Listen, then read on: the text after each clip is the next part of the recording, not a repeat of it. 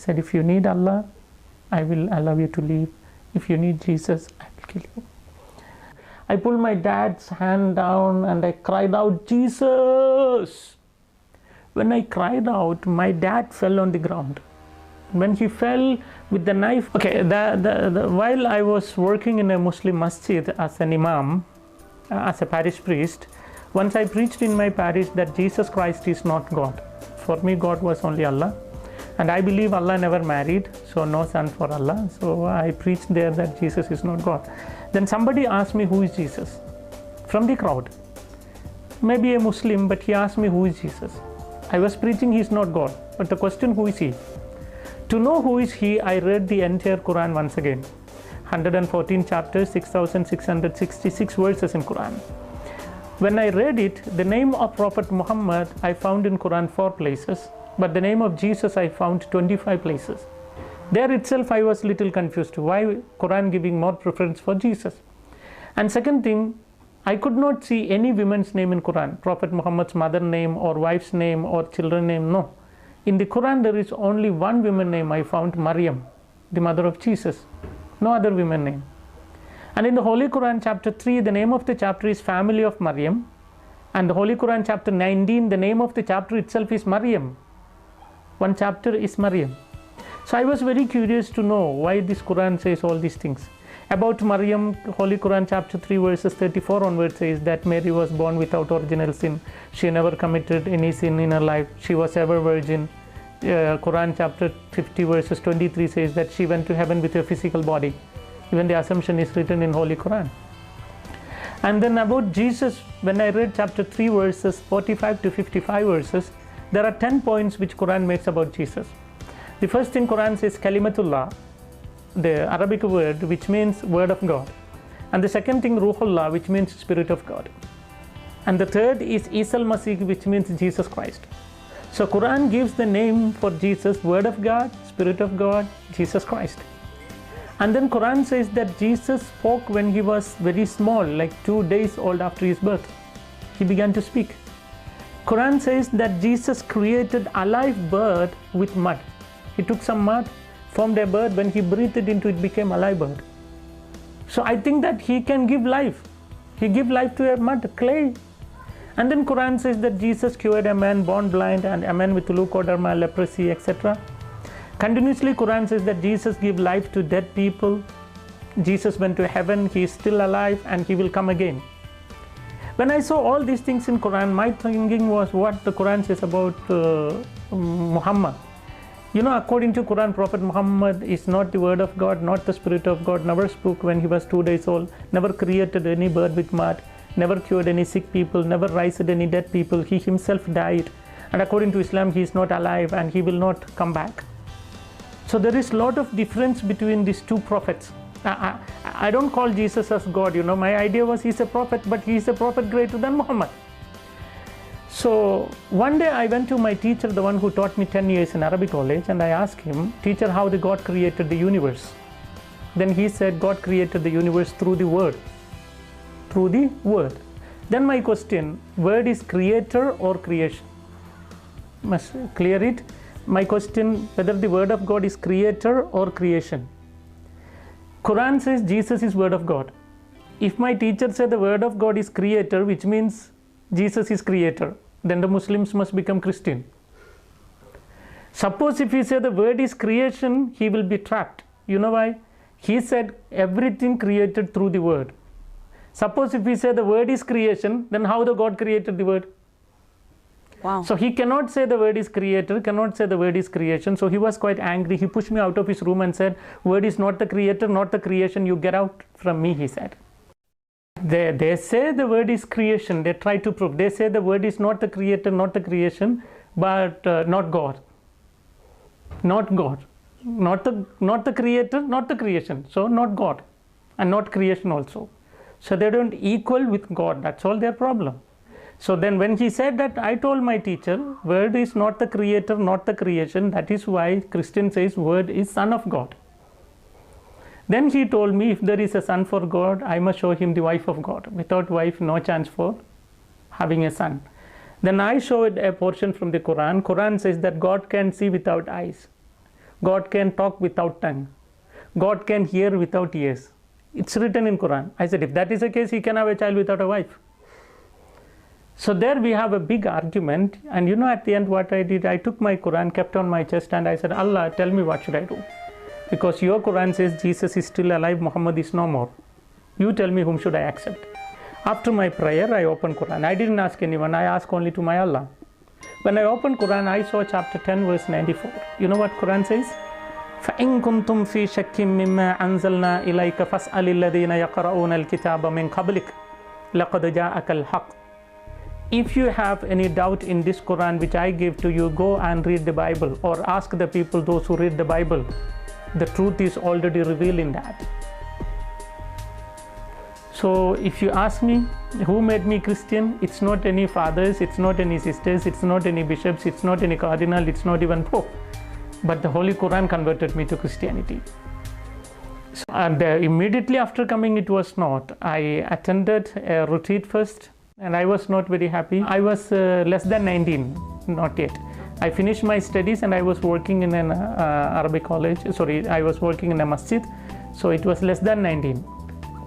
And then while I was doing my Bible studies, there are a lot of points which touched me from Bible. The first day, Father read John chapter 1 verse 1 onwards.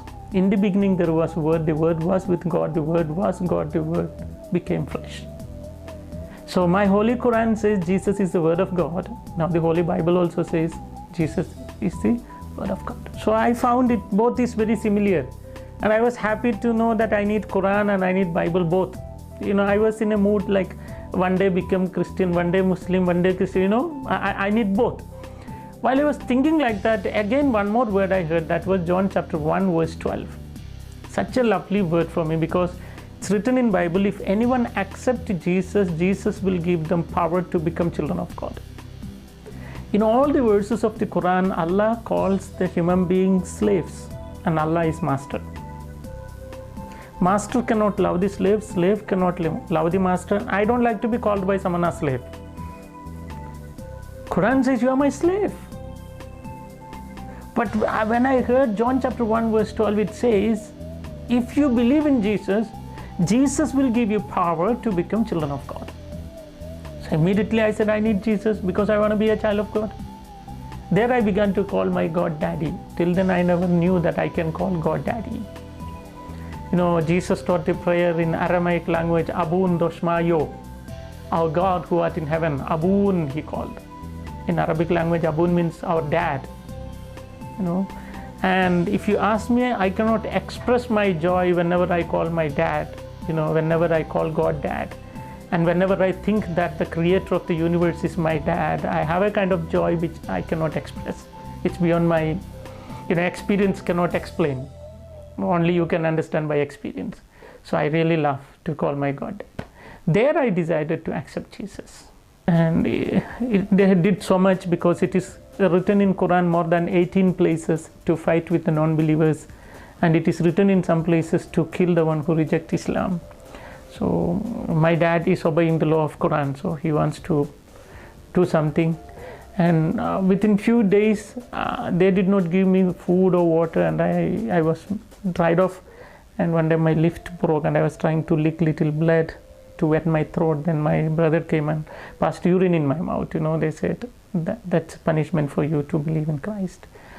And then after so many days, like without food or water, my stomach became wrong and my entire body became weak and I became like a bone. Finally, I lost even my memory power. I can't even think because no food, no water. So like a dead man. And I don't know how many days, more than 20 days it was there in the room. And one day my dad came to room and he removed my chain and I was not aware. And he chopped my throat very deep to know is there life in my body. So when he chopped very deep, I couldn't breathe. So when I opened my eye, I could see a big knife in his hand. So my dad said, it's your last moment, no hope. He said, if you need Allah, I will allow you to leave. If you need Jesus, I will kill you. I know that, you know, when I was in the womb itself, all said I will die.